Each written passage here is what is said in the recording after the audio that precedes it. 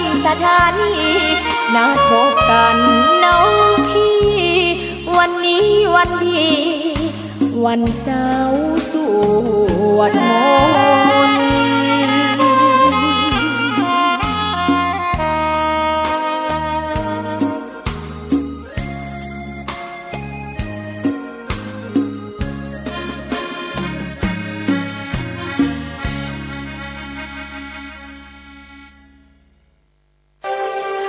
นมัสการเจ้าค่ะวิกฤตโควิด -19 จะมีหลักธรรมใดช่วยได้บ้างไหมเจ้าคะเจริญพรสมัยพุทธกาลเกิดเหตุโรคระบาดในเมืองไวสาลีพระพุทธเจ้าให้คณะสงฆ์สวดพระพุทธมนต์เพื่อความเป็นสิริมงคลของบ้านเมืองและให้ประชาชนมีสติเกิดปัญญารอดพ้นจากภัยพิบัติได้สถานการณ์นี้ทุกคนตระหนักแต่อย่าตื่นตระหนกคนไทยต้องมีสติเพื่อฝ่าวิกฤตโควิด -19 ไปด้วยกัน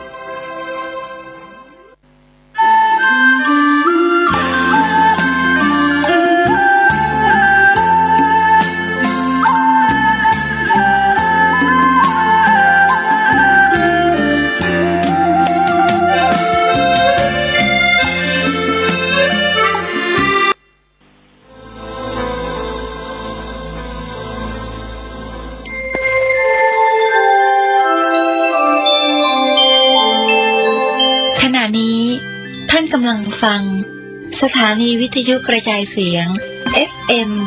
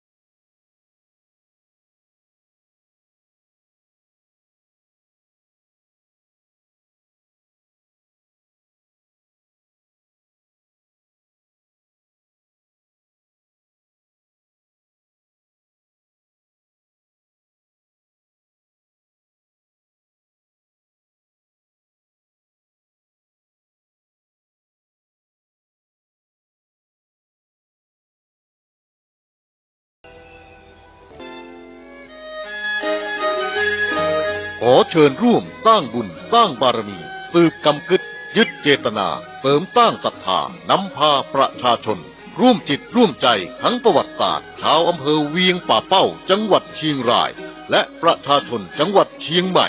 ร่วมกันสร้างมหาบารมีม่อนพระเจ้าศรีสองเมืองร่วมพิธีพุทธาภิเษกยกยอดฉัตรเจดีย์ศรีสองเมืองระหว่างวันที่ 18 ถึงวันที่ 20 มีนาคม 2565 และร่วมเช่าบูชาเหรียญพระเจ้าศรีสองเมืองเหรียญแม่นางแก้วรุ่นแรกรุ่นเดียวในตำนานแห่งการสร้างม่อนพระเจ้าศรีสองเมืองดอยนางแก้ว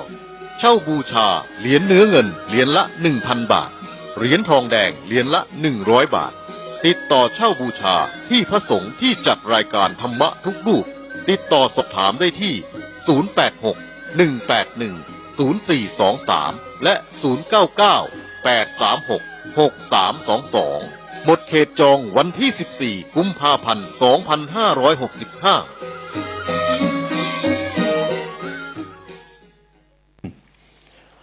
ขอความนอบน้อมจงมีแด่พระรัตนตรัยเจ้าสามประการ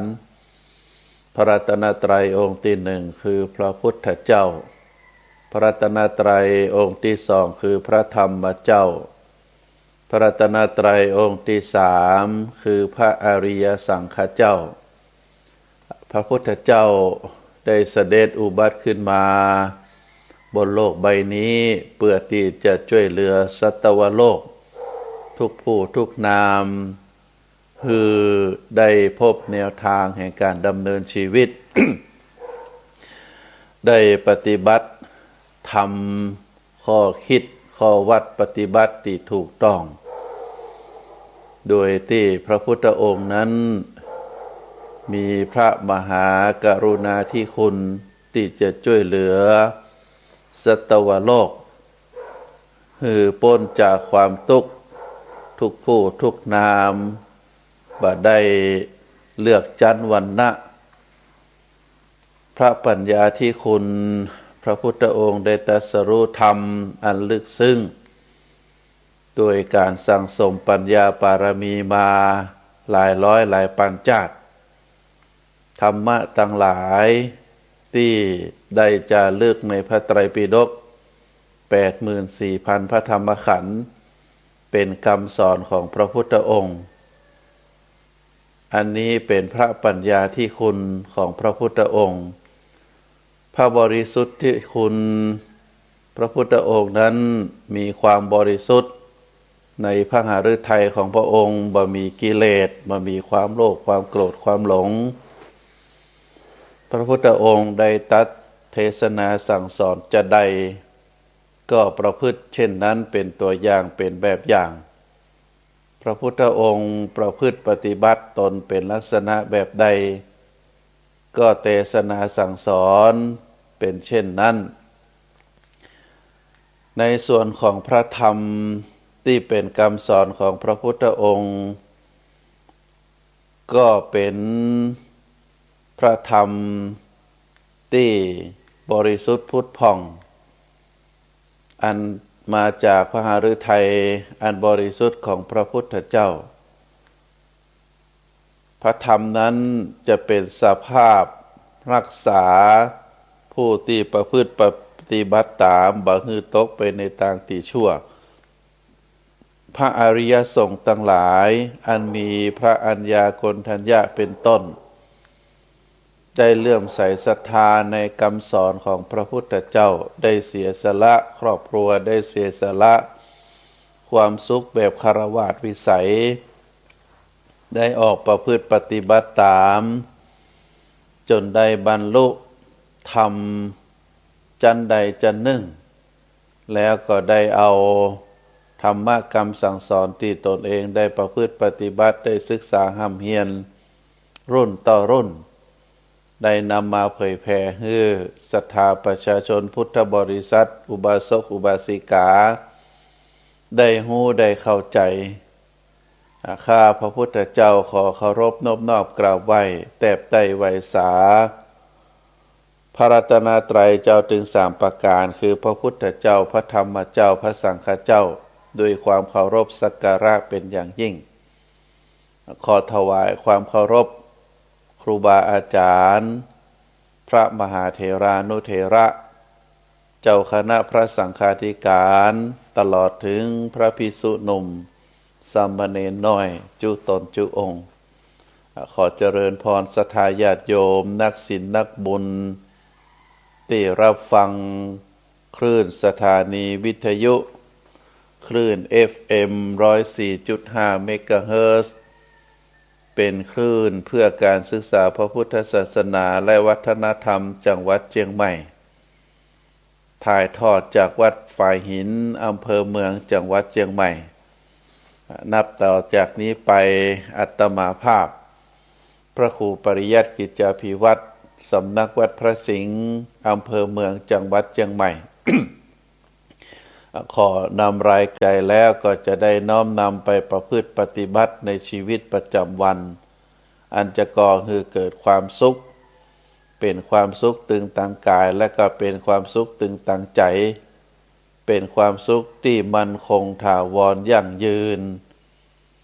บ่สามารถที่จะมีสิ่งใดมาลบล้างความสุขนี้ออกไปจากตัวเฮาได้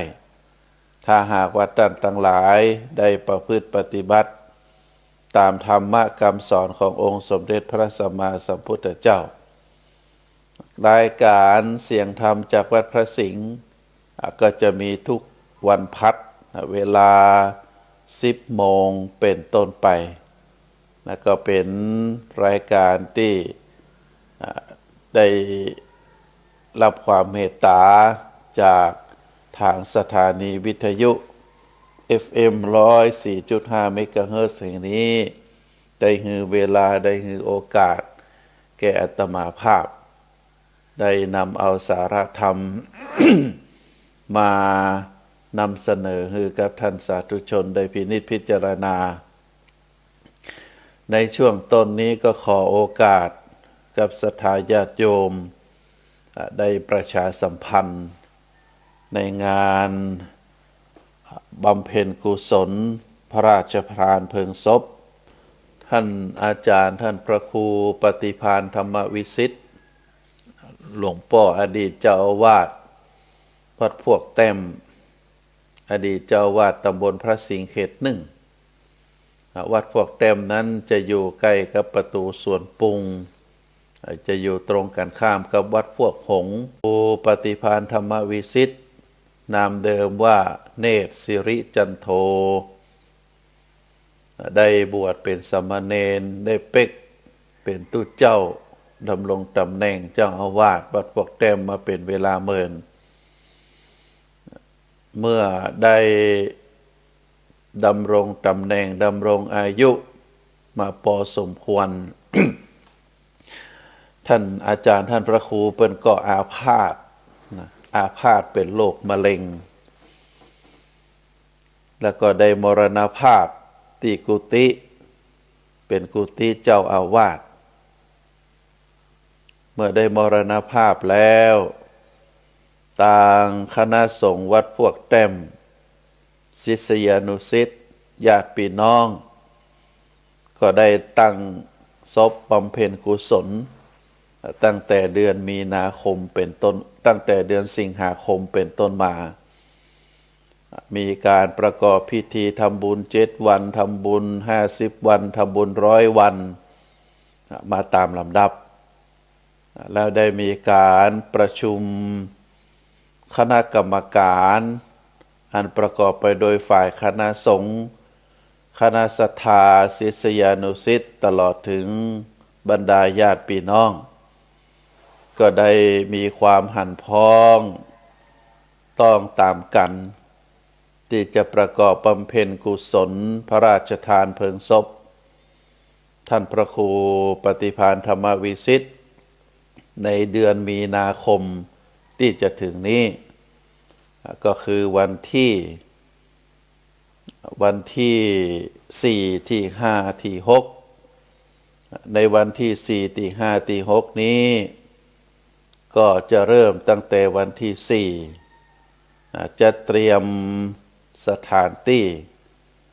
ก็เริ่มตั้งแต่วันที่2ที่3เป็นต้นไปละเตรียมสถานที่เรียบร้อยก็จะได้อัญเชิญสรีระร่างของท่านพระครูมานอนบนปราสาทนกหัสดีลิงปราสาทนกหัสดีลิงนี้ได้รับความเมตตาจากครูบาหลวงวัดเกาะกลางได้เป็นศาลาเก้าจะได้ประกอบเอาปราสาทนกหัสดีลิงมาตั้งที่บริเวณวัดพวกแต้มเมื่อได้อัญเชิญสรีระร่างของท่านพระครูมาตั้งบำเพ็ญบุญบำเพ็ญกุศลบนปราสาทนกหัสดีลิงแล้วก็จะบำเพ็ญกุศลวันที่4วันที่5แล้วก็วันที่6เวลาบ่ายโมงเป็นต้นไปเราก็จะได้ปากันจุงจักลาก สังขารนะสรีระสังขารของท่านพระครูจากวัดพวกแต้มผ่านถนน3 ล้านผ่านประตูสวนปรุงออกไปผ่านถนนทิพเนตรเข้าสู่สุสานประตูไหยานอกจากนั้นก็จะได้ประกอบพิธีพระราชทานเพลิงศพเป็นตามลำดับต่อไปอันนี้ก็ขออนุญาตประชาสัมพันธ์คือพอออกไม่ออกศรัทธาญาติโยมนักศีลนักบุญทั้งหลายได้รับทราบได้ร่วมทำบุญในการพระราชทานเพลิงศพของท่านพระครูท่านพระครูเมื่อยังมีชีวิตอยู่ก็ได้เป็นพระสงฆ์รูปหนึ่งมีบทบาทในการดูแลวัดวาอารามโดยเฉพาะวัดพวกแต้มก็ได้ทนุบำรุงรักษา เสนาสนะโบสถ์วิหารกุฏิศาลาคือมีความงดงามมีความร่มรื่น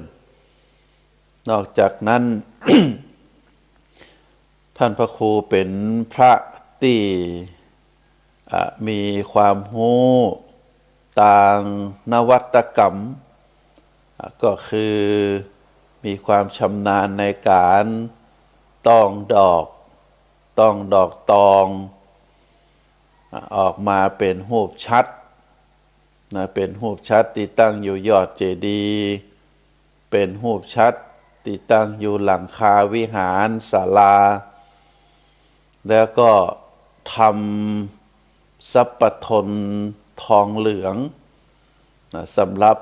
กั้นตั้งอยู่บนรูปหล่อของครูบาอาจารย์พระมหาเถระหรือกั้นอยู่เหนือเศียรของพระพุทธรูปในแต่ละวัดแต่ละวาท่านพระครูเปิ่นมีความชำนาญในเรื่องนี้นอกจากนั้นแล้วท่านพระครูก็ได้ดำรงตำแหน่งเป็นเจ้าคณะตำบลพระสิงห์เขต 1ดำรงตำแหน่งต่อจากท่านพระครูสิทธิวรคุณหลวงพ่อที่ปรึกษาเจ้าคณะตำบลพระสิงห์เขต 1วัดเมธังท่านพระครูก็ได้สืบสารตามฮีตตามหอยที่ครูบาอาจารย์ได้ประพฤติปฏิบัติมานอกจากนั้นแต่ละปีในช่วงหน้าหนาวท่านพระครูที่ได้ประพฤติปฏิบัติมาเป็นประจำก็คือได้นำเอาเครื่องอุปโภคบริโภคเครื่องกันหนาวเสื้อผ้าผ้าห่มไปแจกให้กับผู้ด้อยโอกาสหรือผู้ที่อยู่ไกลตามห้วยตามดอยได้ประพฤติปฏิบัติมาเป็นประจำโดยน้ำใจอันมีความเมตตาต่อเพื่อนมนุษย์ผู้ด้อยโอกาสก็ได้แบ่งปันความสุขจากในเมืองไปสู่ยอดดอยเป็นกิจวัตรที่ท่านพระครูได้ประพฤติปฏิบัติพร้อมกับเพื่อนสหายธรรมวัดวาอารามต่างๆที่สนิทสนมกันก็ปากันไปก็ถือว่าท่านพระครูได้ทำประโยชน์ถึงต่อพระศาสนาวัดวาอารามในการมีส่วนที่ได้ทำให้เกิดความงดงามในส่วนของเจดีย์วิหารที่ได้สร้างเป็นคนที่มีฝีมือทำชัดนอกจากนั้นแล้ว การที่ท่านพระครูได้ดำรงตำแหน่งเป็น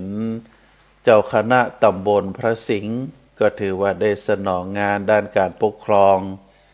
ดูแลวัดวาอารามในตำบลพระสิงห์เขต 1คือมีความเรียกว่าคือมีความสงบเรียบร้อยนะได้แจ้งข่าวสารทางการพระศาสนาคือเจ้าอาวาสแต่ละวัดได้รับทราบแล้วก็ได้นำพาการปกครองการเป็นไปตามกฎตามระเบียบของมหาเถรสมาคม เป็นไปด้วยความเรียบร้อยในช่วงที่ท่านพระครูดำรงตำแหน่งเจ้าคณะตำบลพระสิงห์เขต 1อันนี้ก็เป็นคุณูปการพระมหาเถระรูปหนึ่งได้ออกบวชในพระพุทธศาสนาแล้วก็ได้ช่วยเหลืองานพระศาสนาได้เป็นได้เป็นปฏิฆาหกในส่วนบุญส่วนกุศลคือแก่ศรัทธาญาติโยมได้มาทำบุญแล้วก็ได้ทนุบำรุงพระพุทธศาสนาได้สืบทอดอายุพระพุทธศาสนาเป็นเวลา49 พรรษา49 พรรษา70 ปีท่านพระครูมีอายุได้70 ปีได้บวชเป็นตุเจ้า49 พรรษาก็ถือว่าเป็นพระมหาเถระน่าเคารพเริ่มใส่รูปหนึ่งก็ขอเชิญชวนศรัทธาญาติโยมได้ร่วมทำบุญกันเนอะในช่วงวันที่4 ที่ 5 ที่ 6หรือจะไปร่วมทำบุญในช่วงนี้ก็ได้นะก็ได้ทำบุญในการหอมปอยล้อนะก็คือการจักลากปราสาทนกหัสดีลิงจะร่วมทำบุญหอมในส่วนของนกหัสดีลิงปราสาทนกหัสดีลิงก็ได้หรือจะหอมร่วมทำบุญในส่วนของผ้าไตรที่จะถวายพระสงฆ์เป็นผ้าบังสกุลก็ได้หรือจะปูจาเป็นเจ้าภาพหลัวก็ได้หรือจะเป็นเจ้าภาพเครื่องไตรยตานก็ได้เนิ่นศรัทธาญาติโยมไตรยตานนั้นก็ได้ประชาสัมพันธ์ตึงปัจจัยถวายพระสงฆ์ตึงผ้าไตรตึงเครื่องไตรยตานที่จะถวายพระสงฆ์ก็ชุดละ4,000 บาทถ้าแยกย่อยไปก็จะเป็นผ้าไตรชุดละ 1,000 ปัจจัยถวายพระสงฆ์รูปละ 2,000 บาทนอกจากนั้นก็ได้ทำไทยทานที่เป็นดอกตองนี้เป็นดอกไม้เจ้าบ้านพวกเต้มเปิ้นทำกันนะมีความงดงามก็จะทำเป็นสังฆทาน ถวายพระสงฆ์ในพิธีเพราะฉะนั้นก็เจริญพรให้ศรัทธาญาติโยมไผที่มีความประสงค์จะร่วมทำบุญในครั้งนี้ก็ไปติดต่อได้ที่วัดพวกเต็มก็ได้เนอะหรือจะมาทำบุญที่อาตมาภาพพระครูปริยัติกิจจาภิวัตรวัดพระสิงห์ก็ได้นะหรือจะโทรติดต่อตามเบอร์โทรศัพท์เบอร์089-264-2485ขอทวนอีกครั้งหนึ่งเนอะเบอร์โทรศัพท์เบอร์089-264-2485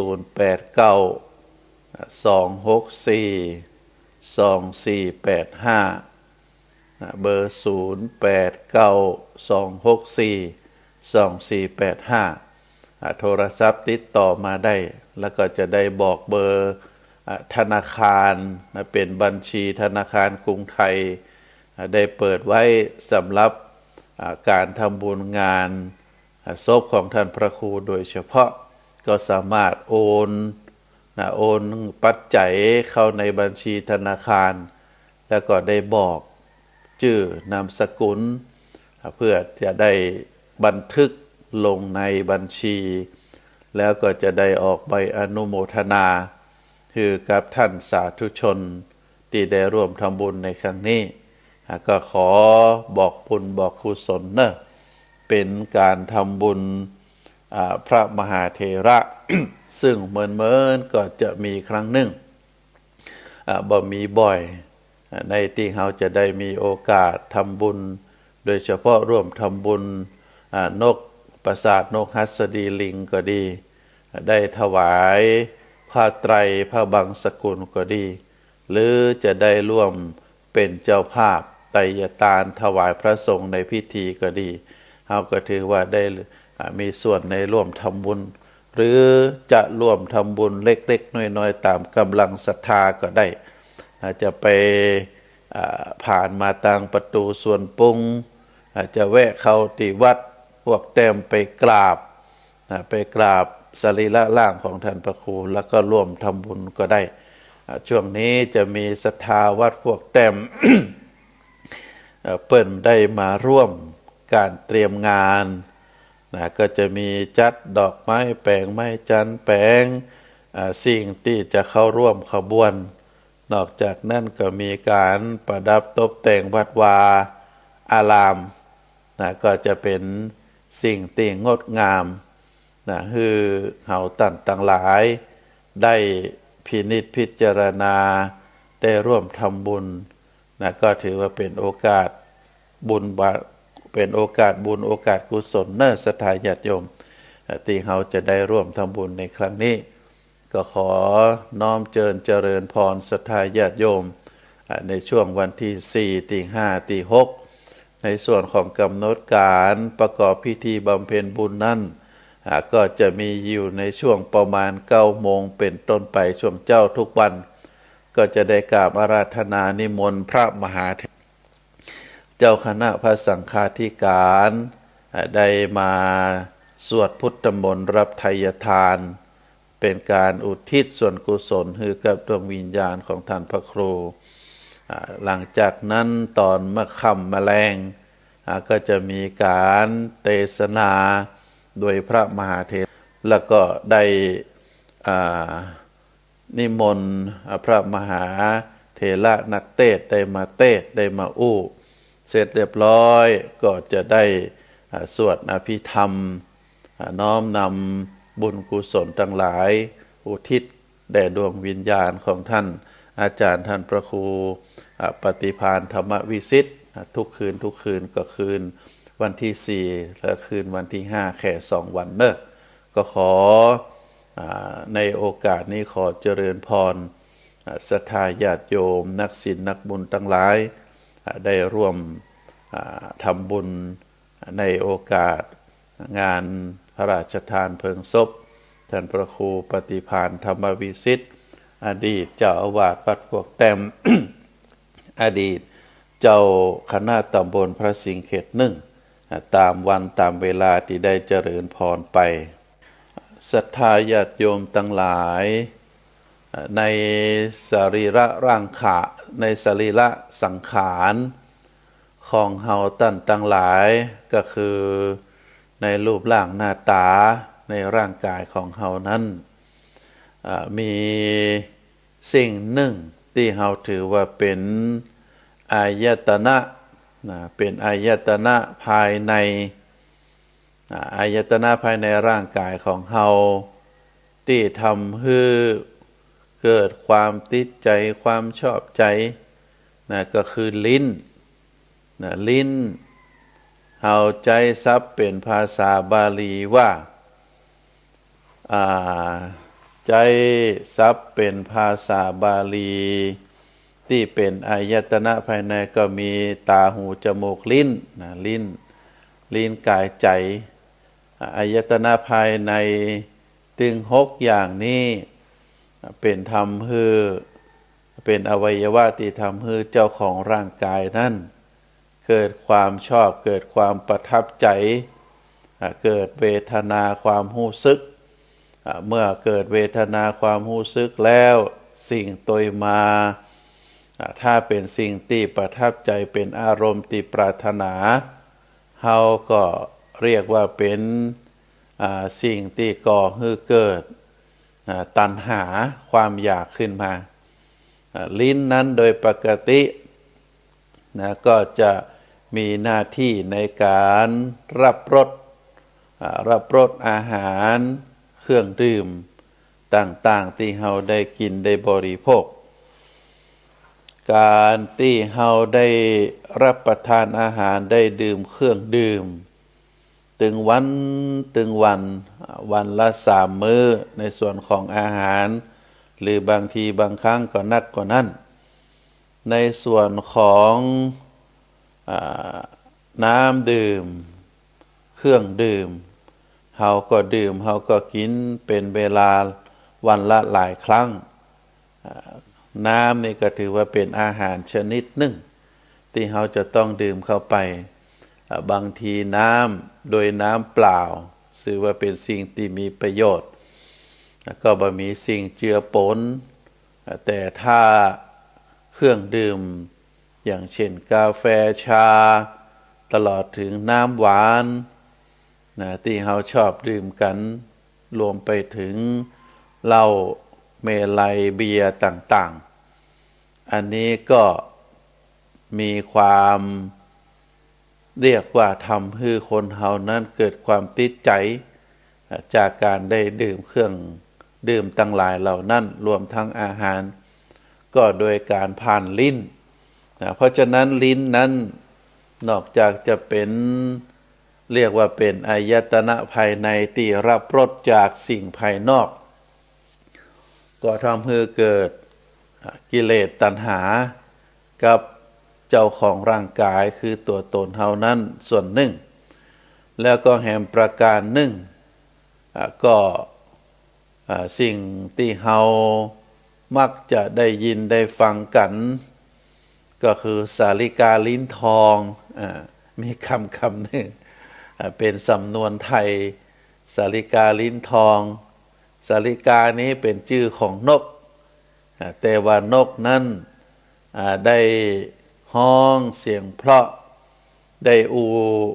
คนที่ฝึกก็จะเป็นนกที่อู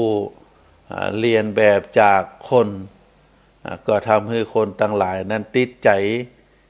จในเสียงนั้นเพราะฉะนั้นหน้าที่ของลิ้นอันหนึ่งก็คือการเวลาคนเฮาเปล่งเสียงออกมาจากลำคอก็จำเป็นจะต้องใจลิ้นใจลิ้นเป็นส่วนที่ทำให้เกิดเสียงเวลาเฮาอู้นี่ศรัทธาญาติโยมลองสังเกตพอเนอะเวลาเฮาอู้นั้นลิ้นก็จะกระดกไปตามเสียงที่เฮาได้สั่งเปล่งออกมาอย่างคณะที่อาตมากำลังอู้กำลังจ่าให้ศรัทธาญาติโยมอู้กำใดออกมาลิ้นเปิ้นก็จะดัดจะแปลงไปตามกำอู้ของเฮาบางทีก็ขึ้นบางทีก็ลงบางทีก็งอบางทีก็กระดิกไปมาอันนี้เป็นส่วนของลิ้นเพราะฉะนั้นกำอูกำจาทุกคำจะเป็นกำหยาบจะเป็นกำแข็งกระด้างจะเป็นกำอ่อนหวานก็เพราะกำอูก็เพราะลิ้นในศรัทธาญาติโยมกำอูที่เฮาเปล่งออกมาได้เสียงไพเราะเพราะพริ้งก็เพราะว่าลิ้นอย่างออกเสียงรอนี่เฮาก็ต้องเอาลิ้นกระดกได้สั่นเป็นรอเรือถ้ารอลิงก็บ่ต้องลั่นลิ้นอันนี้ก็ถือว่าเป็นประโยชน์ของลิ้นเพราะฉะนั้นความสำคัญของลิ้นนั้นประการที่หนึ่งก็คือรับรสความเปรี้ยวความหวานความมันความเค็มจากสิ่งที่เฮาเข้าไปสู่ร่างกายอาจจะเป็นอาหารเครื่องดื่มต่างๆก็ทำให้เกิดความประทับใจในการคบเคี้ยวในการรับประทานในการกินอย่างเฮาหันคนที่เปิ่นทำอาหารมีนักชิมที่กินเข้าไปในปากแล้วเคี้ยวอยู่หั่นช่วงที่เคี้ยวอาหารนั้นก็ทำให้ลิ้นได้รับรสอร่อยรสหวานรสมันรสเค็มก็ก่อให้เกิดความติดใจเพราะฉะนั้นเราจะหันว่าในส่วนของร้านอาหารร้านเครื่องดื่มบ่ว่าจะไปตั้งอยู่ที่ไหนบางทีไปตั้งอยู่ในห้วยในป่าตั้งอยู่ไกลเวียงแต่ด้วยความอยากความประทับใจในรถคนตั้งหลายก็มักจะขับรถไปชิมไปกินได้ถึงบรรยากาศได้ถึงรสของอาหารอย่างเป็นต้นเฮาถือว่าในส่วนของ สิ่งที่เกิดความผูกพันสิ่งที่เป็นความประทับใจหรือบางทีเราก็เรียกว่าตัณหาเกิดจากลิ้นในส่วนของรับรสแล้วก็เกิดตัณหาในส่วนหนึ่งก็คือกำอู้กำอู้ที่บอกว่าเป็นสำนวนว่าสาลิกาลิ้นทองเพราะฉะนั้นท่านสาธุชนทั้งหลายการที่เราจะได้ยินส่วนหนึ่งก็คือกำอูกำจาของคนคนที่มาอูต่อเฮานั้นแต่ละวันก็มีหลายจำพวกนะบางคนก็มีความปรารถนาดีบางคนก็มีความปรารถนาให้มีความหวังดีประสงค์ให้ก็ทำให้หลายคนเกิดความหลงไหลเกิดความประทับใจในกำอูกำจาเหล่านั้นเปิ้นสรรเสริญเยินยอเมื่อถูกสรรเสริญเยินยอปกเรียกว่าสรรเสริญเยินยอปอบสรรเสริญเยินยอปอปั้นก็ทำให้บุคคลนั้นยอมให้ทุกอย่างอย่างเปิ้นเล่าขานกันปอดใจจีบแม่ยิงก็สรรเสริญเยินยอแม่ยิงจีบปอดใจก็โดยการสรรเสริญเยินยอก็ทำให้บุคคลนั้นตายใจมีอะหยังก็ฮือเปิ้นหมดหรือบางทีคนที่มีความมีความที่จะหลอกจะลวงบุคคลใดบุคคลหนึ่ง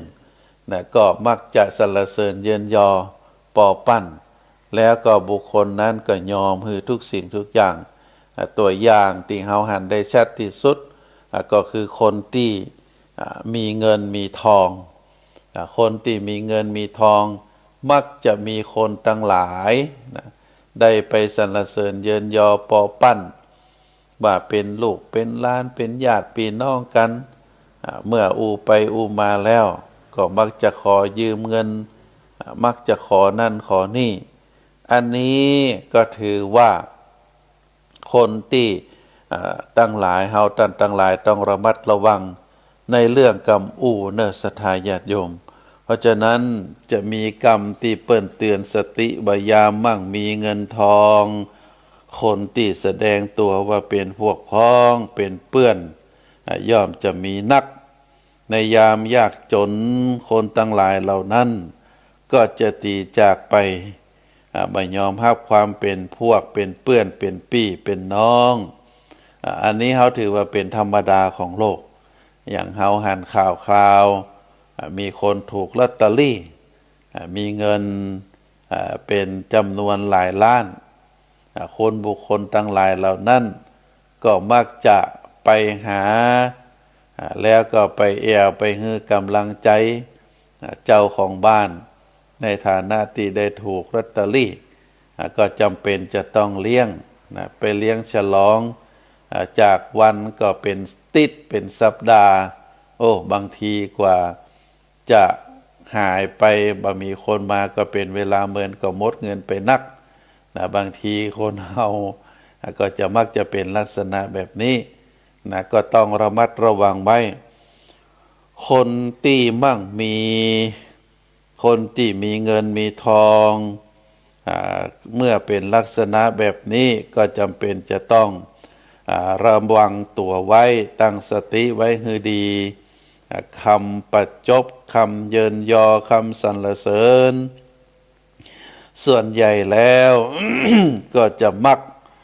เรียกว่าเคลือบไปโดยยาพิษต้องนักแน่นฟังหูไว้หูดูฮือแน่ใจใคร่ครวญจนแน่ใจว่าคนที่อูนั้นเป็นมิตรแท้เป็นผู้ที่บ่เคยทอดทิ้งตนมาก่อนในยามที่ตัวเองยากจนและในยามที่ตนเองบ้างมีก็ต้องระมัดระวังบางทีคนที่ชอบอูก็มีนักมาสนิทสนมแบบไว้วางใจแต่ถ้าคนไหนที่เป็นเปื้อนเฮาสนิทสนมกันมาก่อนยาม บ่มีก็เป็นเปื้อนกัน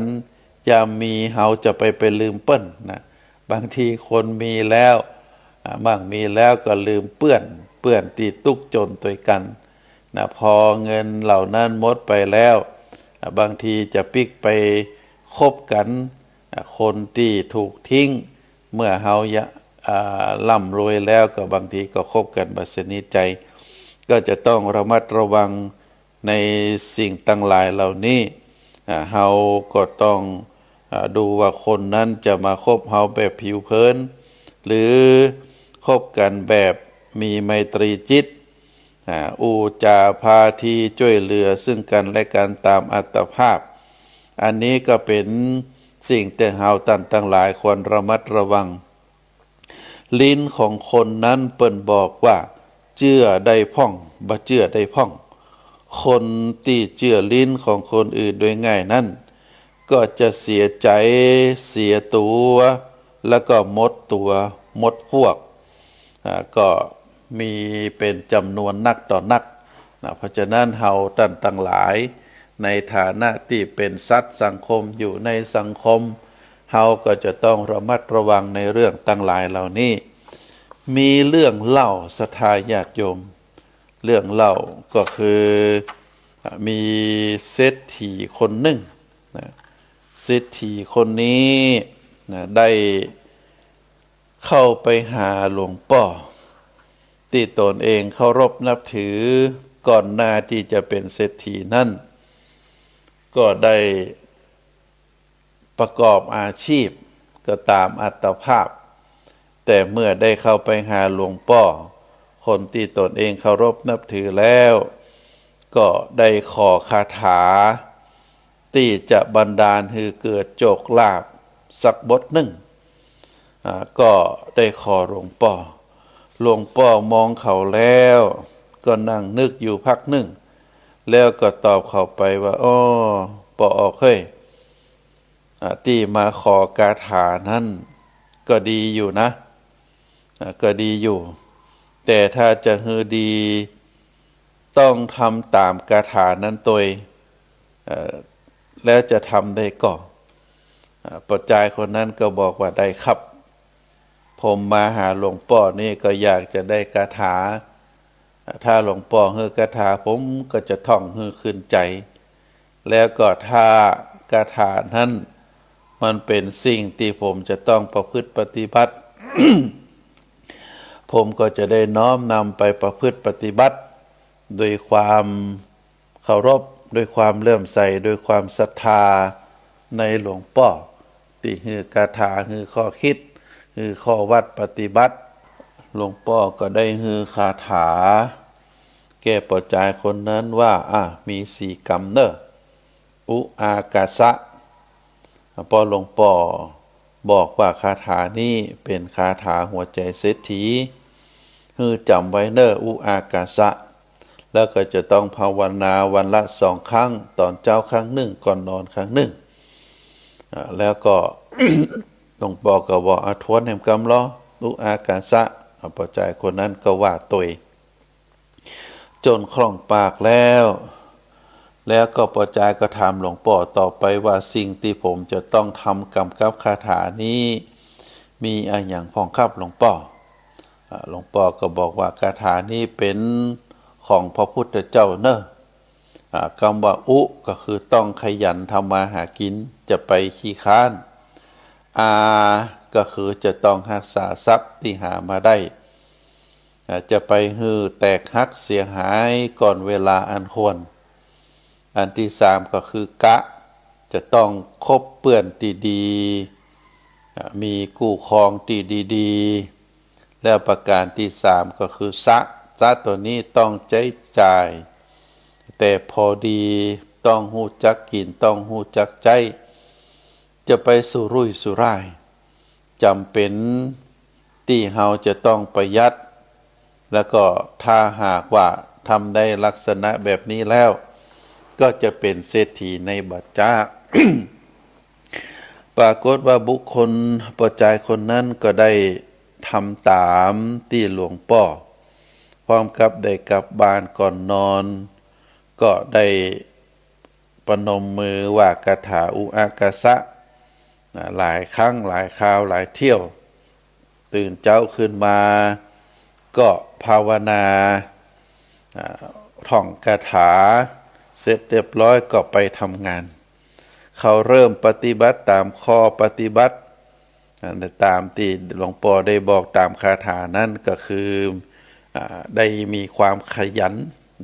นในทำมาหากินบะเน็ตบะเนยรักษาทรัพย์สินที่ตนเองได้เสาะหาว่ามาทุกสิ่งทุกอย่างก็ฮือใจตามอายุไขบ่ฮือแตกหักบ่ฮือเสียหายก่อนเวลาอันควรแล้วก็เงินทองที่หามาได้ก็รักษาไว้ฮือดีๆ บ่ได้ฮือรั่วไหลไปตามสิ่งที่เป็นอบายมุขบอกว่าจะเป็นการกินเหล้ายาป่าปิ้งการไปแอวส่วนเสเฮฮาการไปหั่นไปนี่นะก็ระมัดระวังคบเปื้อนตีดีๆแล้วก็ได้กู้ครองตีดีเข้าใจในแนวทางเดียวกันพร้อมกับนั้นทุกสิ่งทุกอย่างที่หามาได้เงินทองที่มีอยู่ก็คือฮู้จักใจพอดิบพอดีบ่สุรุ่ยสุร่ายเกินไปแล้วก็ใจจ่ายคือตามฐานะก็ปรากฏว่าบ่เหมือนเท่าใดเงินทองที่เก็บหอมรอมริบไว้ก็สามารถตั้งตัวได้ในที่สุดเมื่อมีเงินทุนนักแล้วก็ได้ไปค้าขายต่างถิ่นขยายสาขาขยายกิจการไปทำอย่างอื่นจนกลายเป็นเศรษฐีไปในที่สุด เมื่อประจายคนนั้นได้ทำงานตามคาถาที่หลวงพ่อได้บอกเป็นเวลา10 กว่าปีมาก็ปรากฏว่าได้มีฐานะร่ำรวยเป็นเศรษฐีเมื่อฐานะร่ำรวยได้แปลงบ้านแปลงจองมีรถลาหลายกันก็ปรากฏว่ามีเปื้อนฝูงมีมิตรสหายเดิมตีจากไปในสมัยในสมัยยากจนก็แวะเวียนเข้ามาเมื่อมาถึงก็ต่างสรรเสริญเยินยอเศรษฐีต่างๆนานา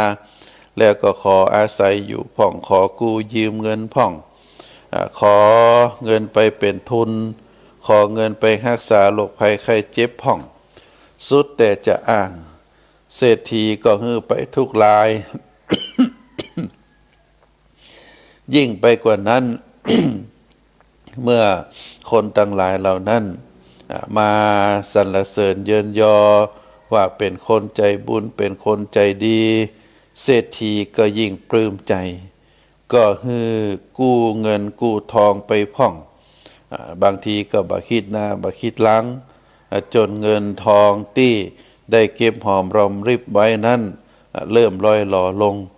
ฐานะก็เริ่มย่ำแย่ลงเศรษฐีมีคนใจที่เป็นคนเก่าคนแก่คนหนึ่งเป็นคนซื่อสัตย์ทำงานกับเศรษฐีมาเมินแต่ก็บักกล้าเตือนเศรษฐีในเรื่องที่ว่าแต่ก็อดบ่ได้นะตอนสุดท้ายมา คนใจคนนั้นเมื่อมีแขกเศรษฐีมาเศรษฐีก็ใจว่าไปทำข้าวป่าอาหารเมนูที่พิเศษมาเลี้ยงคนต่างหลายเหล่านี้กำเนิดนะก็ปรากฏว่าคนใจคนนั้นก็เป็นห่วงสถานะของเจ้านายก็เลยทำเมนูอาหารนะไปเอาลิ้นของวัวของหมูของอย่างต่างๆเป็นประเภทลิ้นดังนั้นก็มาทำมาปิ้งมาย่างพ่องมาทำพัดพ่องเมื่อเข้าเสิร์ฟอาหารไปตั้งบนโต๊ะ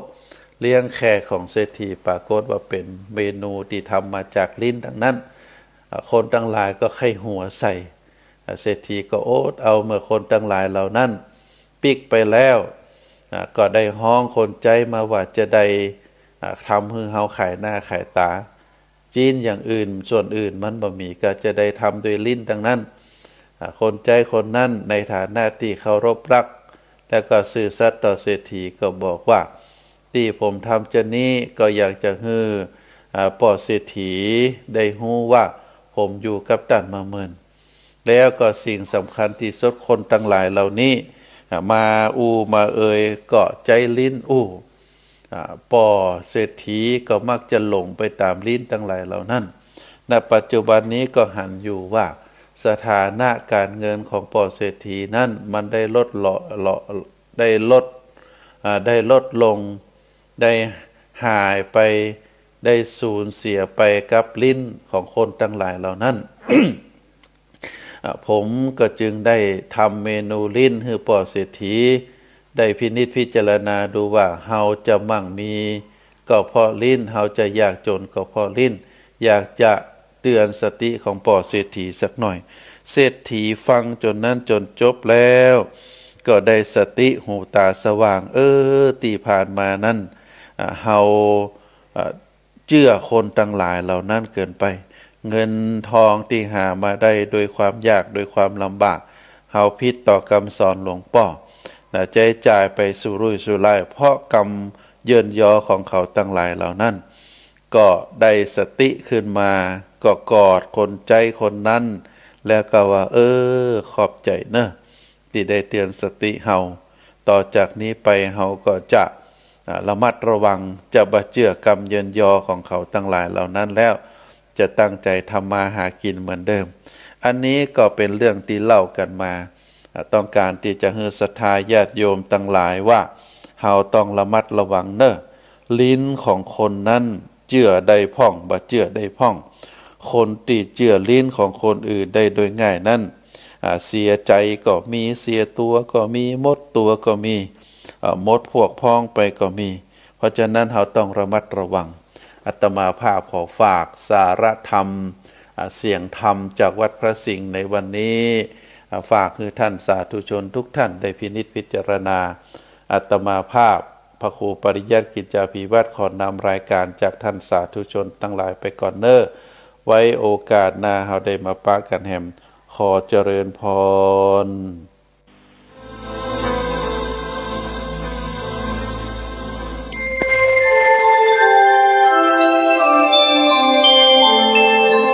ขณะนี้ท่านกำลังฟังสถานีวิทยุกระจายเสียงพระพุทธศาสนา